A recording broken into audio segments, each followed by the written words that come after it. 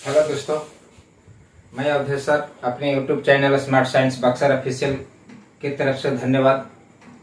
साथियों, आज आपके बीच जो है वीडियो लेकर आए हुए हैं वर्ण के उच्चारण स्थान, यानी उसका उच्चारण स्थान क्या होता है इसके बारे में आज पढ़ेंगे।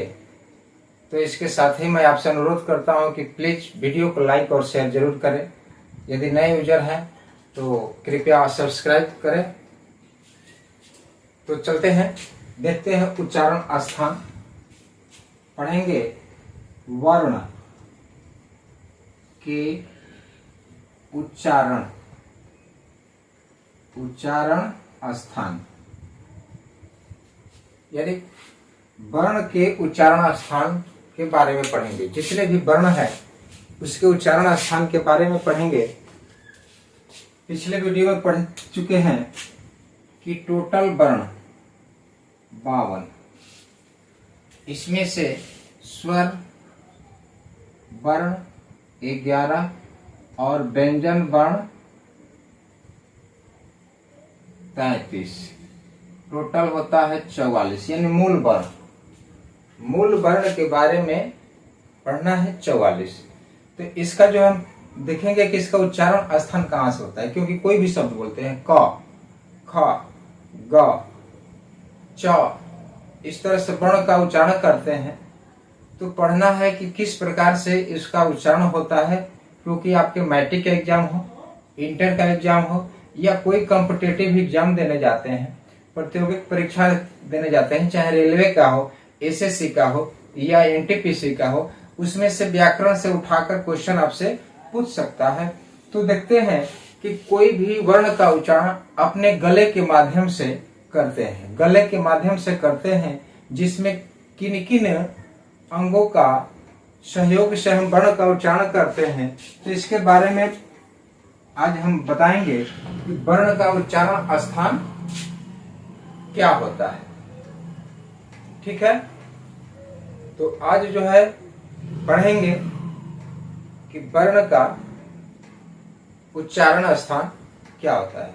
वर्ण का उच्चारण स्थान क्या होता है, देखिए सबसे पहले इसमें से हमको देखना है कंठ। इसको बोलते हैं कंठ, यानी गला से जो आवाज निकलता है किसी वर्ण को, तो वह गला से जो आवाज निकलता है उसको कहते हैं हम कंठ। तो एक भाग हो गया कंठ। तो कंठ से बनता है कंठया, यानी कंठ से किन किन वर्णों का उच्चारण होता है। तो देखिए क्या कहता है, क वर्ग। क वर्ग में क्या आता है, क वर्ग में क्या आता है, पहले आप पढ़ चुके हैं घोष वर्ण, घोष वर्ण, अघोष वर्ण, अल्प प्राण वर्ण, महाप्राण वर्ण, इस तरह से बहुत सारा वर्ण आपको पिछले वीडियो में दिखा चुके हैं, पढ़ा चुके हैं, समझा चुके हैं। देखिए कवर्ग क्या कहता है, कवर्ग क, ख, ग, घ, अंग, यानी इन वर्णों का उच्चारण कंठ से होता है। किससे होता है, कंठ से। यही है कंठ। ये जो है मानव का एक डायग्राम आपको समझने के लिए दिया गया है। तो ये होता है कंठ। कोई भी ध्वनि यहीं से स्टार्ट होती है, शुरू होती है। तो सबसे पहले हम पढ़ेंगे कंठ के बारे में। तो कंठ से किन किन वर्णों का उच्चारण होता है, क का, ख का, ग का, घ का और अंग का। साथ ही साथ कवर्ग के साथ साथ इसमें आता है अ, आ, ह। इन वर्णों का भी उच्चारण क्या होता है, कंठ से ही होता है। क्वेश्चन आ जाएगा कि क का उच्चारण स्थान क्या है, तो क्या लिखेंगे, कंठ। तालु। कंठ के बाद आते हैं तालु पर। जो जीभ जाकर आपके मुख के ऊपरी सिरे पर, मान लीजिए मुख है और इसका ऊपरी सिरा ये क्या है, तालु है, तो जीभ जाकर ऊपर सटती है। कोई भी आवाज निकालते हैं तो वह तालु से जाकर क्या होती है, जीभ सटती है। तो यानी किसी भी वर्ण का उच्चारण करने में जीभ की प्रमुख भूमिका होती है। अगर जीभ नहीं रहता है तो आप किसी वर्ण का उच्चारण असंभव है, नहीं कर पाते हैं। तो कहता है कि तालु। तो जो हमारा मुख का ऊपरी हिस्सा होता है, मुख के अंदर का ऊपरी हिस्सा होता है, मुख का ऊपरी हिस्सा जो नाक के नीचे रहता है, जहां पर जीभ जाकर सटती है। जैसे देखिए टॉक, टॉक को बोलते हैं तो जीभ जाकर क्या होती है, टच करती है किसको, तालू को। टॉक बोलते हैं तो जीभ कहां जाकर टच करती है, तालू को। लेकिन इसी में पकड़ना है कि जीभ कैसा टच कर रही है, उलटकर टच कर रही है कि सीध रूप से टच कर रही है। तो देखिएगा, पढ़ाएंगे आपको इस वीडियो के माध्यम से। तो तालु क्या कहता है कि जिन वर्णों का उच्चारण जीभ तालु से संपर्क करके उच्चारण करती है तो वह तालु से संबंधित वर्ण होते हैं। जैसे देखिए चवर्ग, यानी चवर्ग का उच्चारण स्थान तालु से होता है। चवर्ग में क्या आता है, च, छ, ज, झ, य। यह नासिका का भी भाग होता है, लेकिन तालु के अंतर्गत इसका उच्चारण स्थान होता है। किसका, चवर्ग का। चवर्ग का होता है, जैसे देखिए तालु, तालु से बनता है तालव्य, तालु से बनता है तालव्य। तो तालु से किन किन वर्णों का उच्चारण होता है, चवर्ग का होता है, ई का होता है, य का होता है, स का होता है। इन सभी वर्णों का उच्चारण में तालु का सहयोग होता है। ठीक है, तो इसको कहते हैं तालव्य या तालु। यानी च का उच्चारण स्थान कहाँ होता है, कुछ देगा क्वेश्चन तो क्या लिखेंगे उत्तर, तालु। छ का उच्चारण स्थान तालु, ज का उच्चारण स्थान तालु। तो ये समझ गए तालु, तालु से बनता है तालव्य। अब इसके बाद आता है मूर्धन्य, यानी इसको कहते हैं मूर्धा। यानी मूर्धा से किन किन वर्णों का उच्चारण होता है। ठीक है, मूर्धा से किन किन वर्णों का उच्चारण होता है। सबसे पहले आप समझिए कि मूर्धा आखिर है क्या। बहुत बच्चे जो है कंफ्यूज हो जाते हैं कि मूर्धा क्या चीज है। कंठ तो समझ गए, तालु समझ गए, ओठ समझ रहे हैं, दंत समझ रहे हैं कि जिन वर्णों का उच्चारण दांत के सहारे होता है, लेकिन आता है मूर्धा। मूर्धा क्या है, इसी से शब्द बनता है मूर्धन्य। तो मूर्धा कहता है कि देखिए क्या है, ये मान लेते हैं कि आपका एक मुख है, क्या है, ये मुख है, इसके अंदर ये मान लेते हैं कि जीभ है। तो जीभ जो है तालु को उलट करके, तालु को जीभ जो है टच करती है उल्टे रूप में, उलट जाती है जीभ। तो जो जीभ उलट कर तालु को टच करती है तो वही होता है मूर्धा, उसी को कहते हैं मूर्धन्य। उसी को क्या कहते हैं, मूर्धन्य। तो देखिए उसका उच्चारण स्थान क्या होता है, उसका उच्चारण स्थान मूर्धा होता है। तो मूर्धा से उच्चारण स्थान से किन किन वर्णों का उच्चारण होता है, तो देखिए क्या कहता है, टवर्ग। टवर्ग में आता है, आप पढ़े हैं ट, ठ, ड, ढ, अण, ये सभी क्या है, टवर्ग है। तो आप देखिए ट का उच्चारण करिए, अपने से अनुभव कीजिए। ट, ट, जीभ क्या हो रही है, जा रही है तालु के पास, और जीभ जो है क्या हो रही है, उलट कर, यानी जीभ सीधा है, सीधे रूप से नहीं टच करती है, उल्टे रूप से करती है। जीभ जो है सीधा है लेकिन उलट जाती है इस तरह से, और जा करके उलट गई, और ये है तालु, तालु पर जाकर क्या करते हैं, ट, ट। तो इसका मतलब है कि जब कोई वर्ण का उच्चारण करने में जीभ जो है उलट कर तालु को टच करती है, उसी प्रक्रिया, उसी अनुरूप को कहते हैं मूर्धा, इसी से बनता है मूर्धन्य। तो क्वेश्चन आएगा कि ट का उच्चारण स्थान क्या है, मूर्धा, ठ का उच्चारण स्थान मूर्धा, ड का उच्चारण स्थान मूर्धा, ढ का उच्चारण स्थान मूर्धा, अण का उच्चारण स्थान मूर्धा।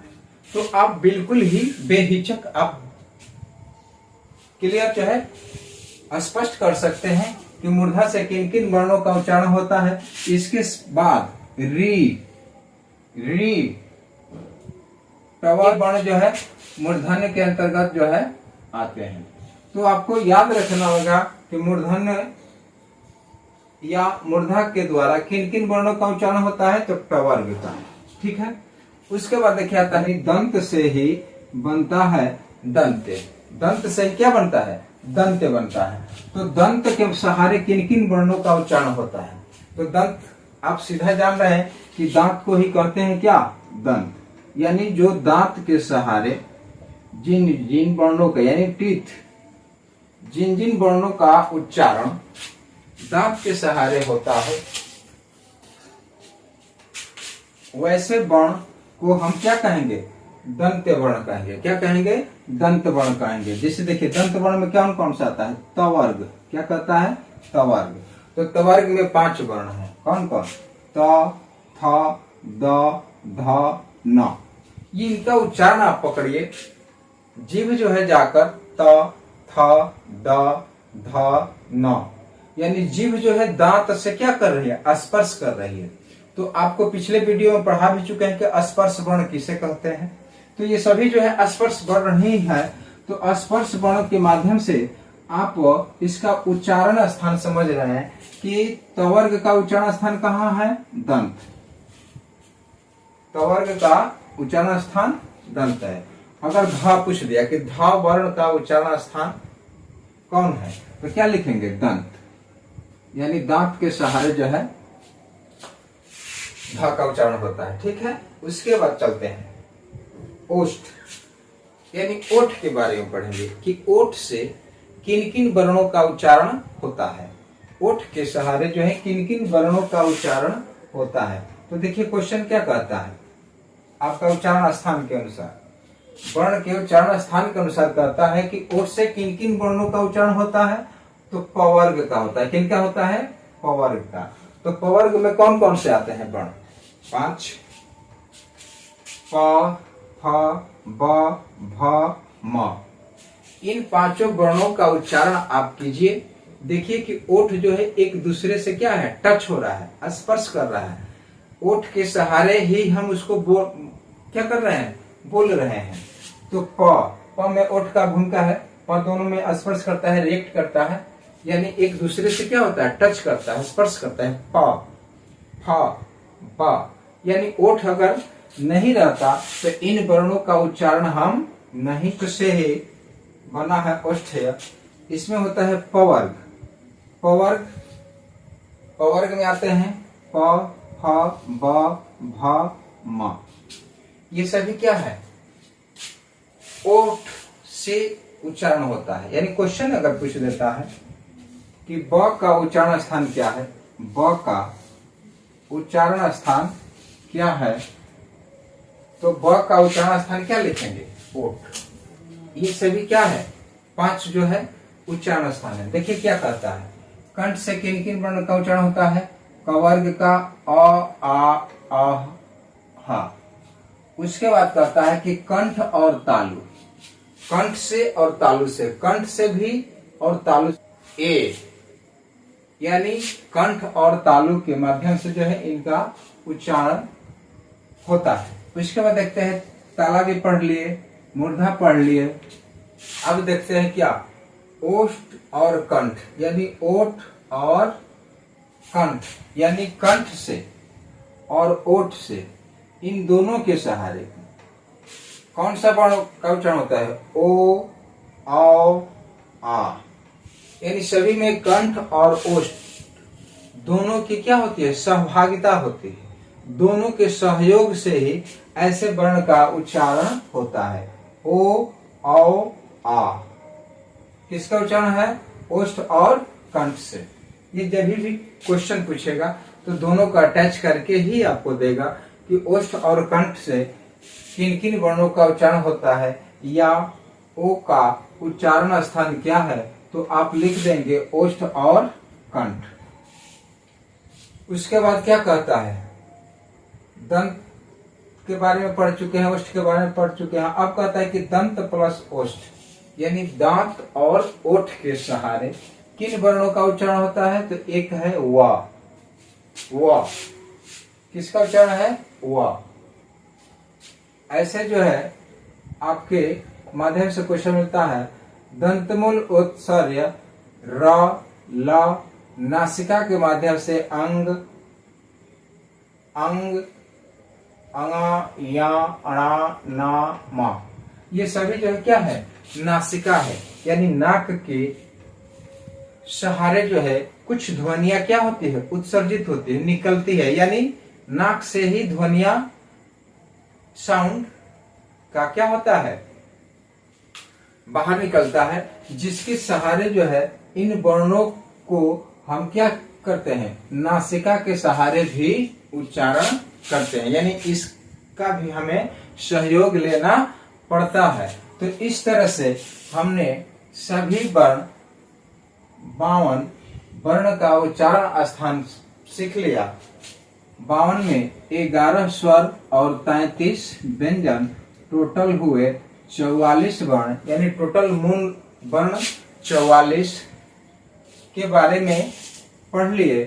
5 इसमें है कवर्ग में, 5 चवर्ग में, 5 कवर्ग में, और 5 किसमें है, प्रवर्ग में, और 5 जो है पवर्ग में, यानी 25 वर्ण तो आपको इसी तरह दिखाई दे रहा है। बाकी सभी वर्ण आप देख लिए। सभी वर्णों के बारे में आपको पिछले वीडियो में पढ़ा चुके हैं। आप मेरे YouTube channel smart science Buxar official के चैनल पर जाइए, YouTube से खोलिए लिंक, और खोलने के बाद उसमें देखिए वर्णमाला, आपको वीडियो अपलोड है, आप देख सकते हैं, और उसका अगला भाग जो है ये आप पढ़ लिए। तो चलिए मिलते हैं नेक्स्ट वीडियो में। यहीं से वीडियो को एंड करते हैं। थैंक्स, धन्यवाद, जय हिंद, जय भारत।